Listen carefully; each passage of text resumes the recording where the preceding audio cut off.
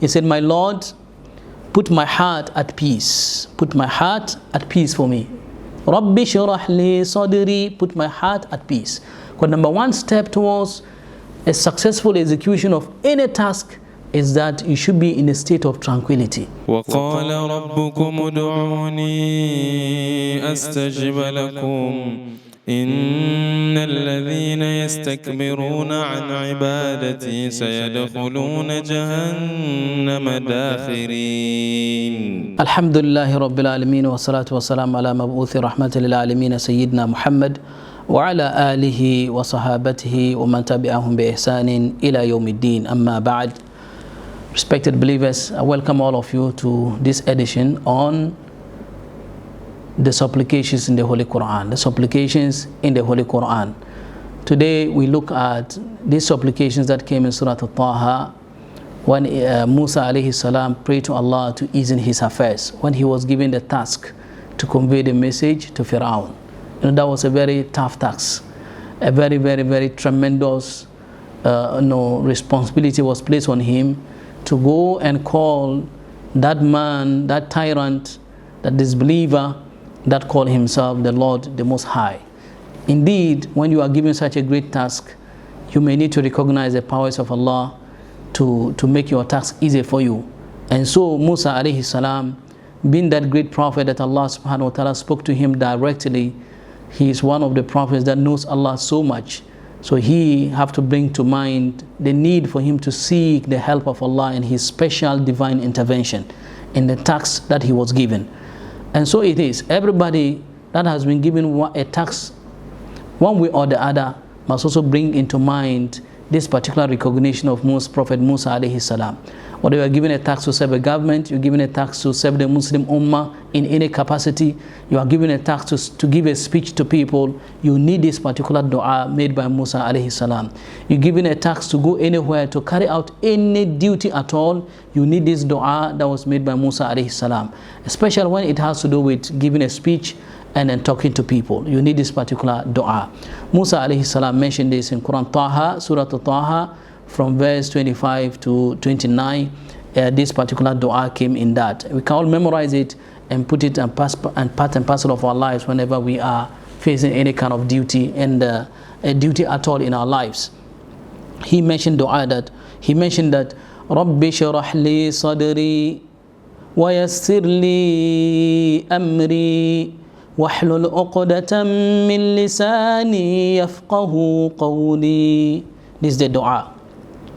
Rabbi shrah li sadri wa yassir li amri wahlul uqdatan min lisani yafqahu qawli. He said, my Lord, put my heart at peace. Put my heart at peace for me. Rabbi shrah li sadri, put my heart at peace. Because number one step towards a successful execution of any task is that you should be in a state of tranquility. You should be in a state of sound mind and relaxed mind, so that you can think, you can ponder, you can cogitate, you can be able to have a complete comprehension of the task. You need to be at relax. You need to relax.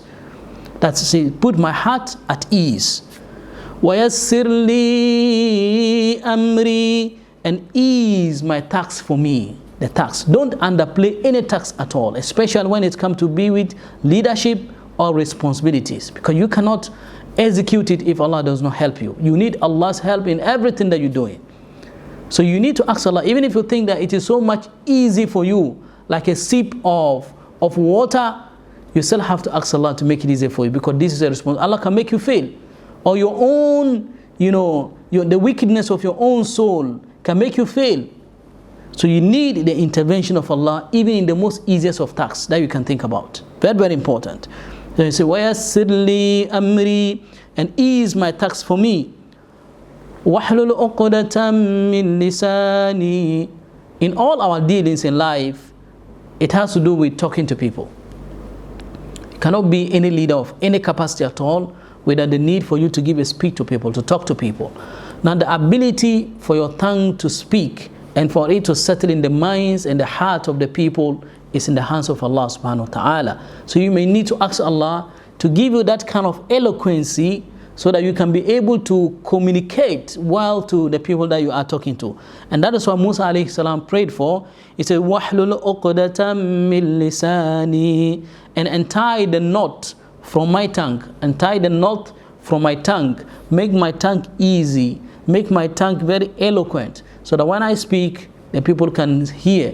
When I speak, it can settle in the minds of the people, and they will accept the message and digest the message. It says that, so untie the knot on my tongue, يَفْقَهُ قَوْلِي, so that they can understand my speech. So they can understand my speech. This is very important dua. We need this in our lives. As you go about, you speak to people, you talk to your subordinates, you talk to people that you have been sent to, you need to pray to Allah that whatever you're going to say should settle in their heart. So the dua, it gives us very, very important 4 things. Number 1, you say, Rabbi shrah li sadri. You're asking Allah subhanahu wa ta'ala to ease in your heart, to put your heart at peace. Put your heart at peace. So number 1, you need that peaceful state of mind, peaceful state of the heart, so that you can be able to embark on your journey or your task. وَيَسِّرْ لِي أَمْرِي, and make my affair easy for me. So there's this particular dua, Allahumma la sahla illa ma ja'altahu sahla. Allah, nothing is easy unless what you have made easy. Nothing is easy. In fact, the easiest of all things, if Allah does not make it easy for you, it becomes the most cumbersome of all things. It becomes the most difficult of all things. So you need to ask Allah to make everything that you are doing easy for you.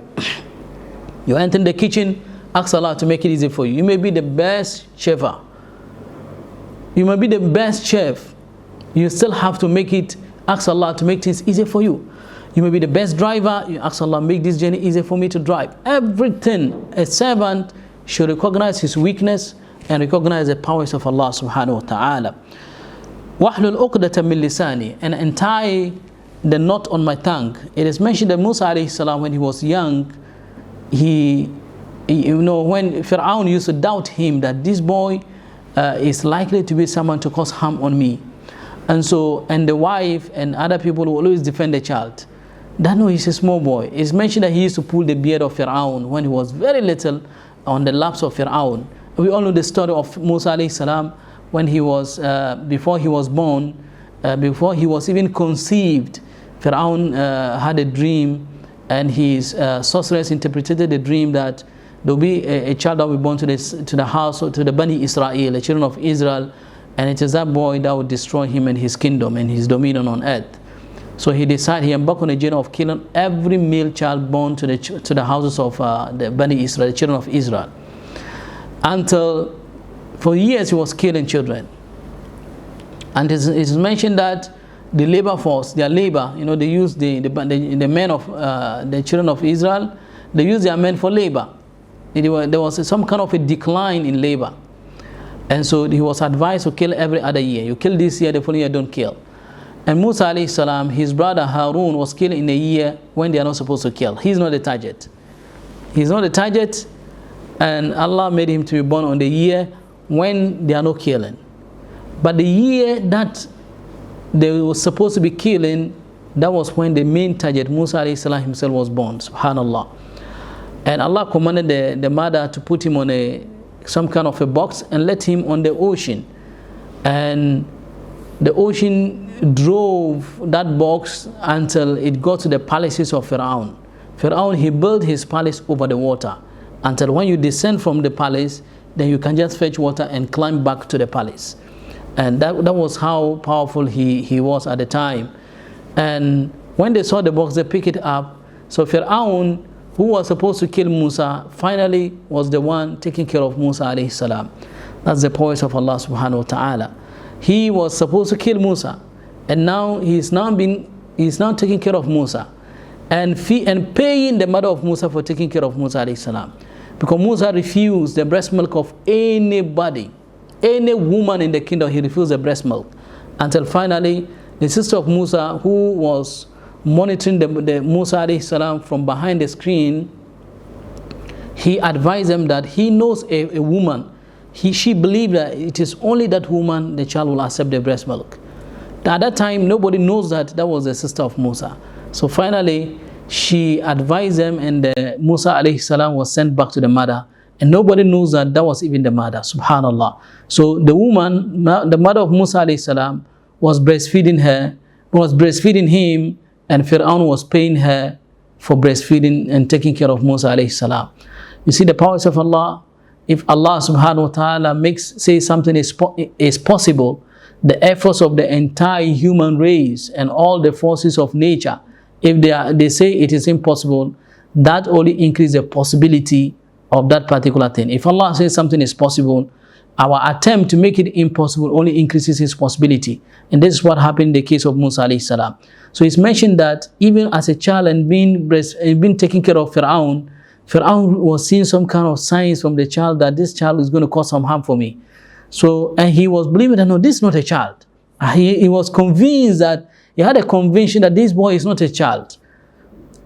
And others are saying, it's a child. No, it's a child, it's an innocent child. So let's test him. So they put a gold and then a coal of fire in front of him. And then they say that if he picks the gold, it means that what Fir'aun is saying is really true. But if he picks the fire, that means that it's true that he's just a mere innocent child. So Musa alayhi salam crawled towards them. Initially he was going towards the gold, and later before he got there, he diverted and picked the fire and straight away to the mouth, and that bent the tongue. According to the historians, this has led to him not very clear in speech. Not very clear in speech. And then it's mentioned in the Holy Quran several places. Fir'aun says that ana khayrun am hadha alladhi huwa mahinun wa la yakadu yubin. He said, I am not better, when he was talking to his people about himself and Musa alayhi salam, who should be followed. He says that am I the one who is better, or that person who is a stammerer and is not very clear in speech, because of this particular thing that happened to Musa when he was a child. So he prayed to Allah subhanahu wa ta'ala to remove the knot, to untie the knot that is on his tongue, so that people will understand his speech. You may not be a stammerer, but you may still need this particular dua, because eloquence is from Allah subhanahu wa ta'ala, and the ability for you to speak and speak very eloquently and clear, it comes from Allah subhanahu wa ta'ala. So after revising all your notes, you still need to make this dua before facing the crowd to speak to them. And this is very important dua for us to make. So we go through this particular dua once again. Rabbi shrah li sadri wa yassir li amri wahlul 'uqdatam min lisani yafqahu qawli. Rabbi shrah li sadri wa yassir li amri wahlul 'uqdatam min lisani yafqahu qawli. May Allah accept us. Wassalamu alaikum wa rahmatullahi wa barakatuh.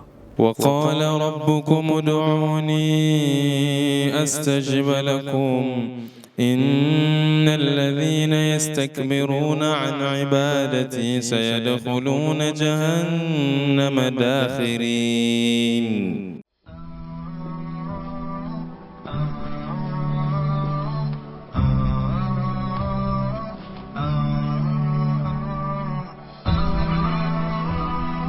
HAFIZ TV, unique every day.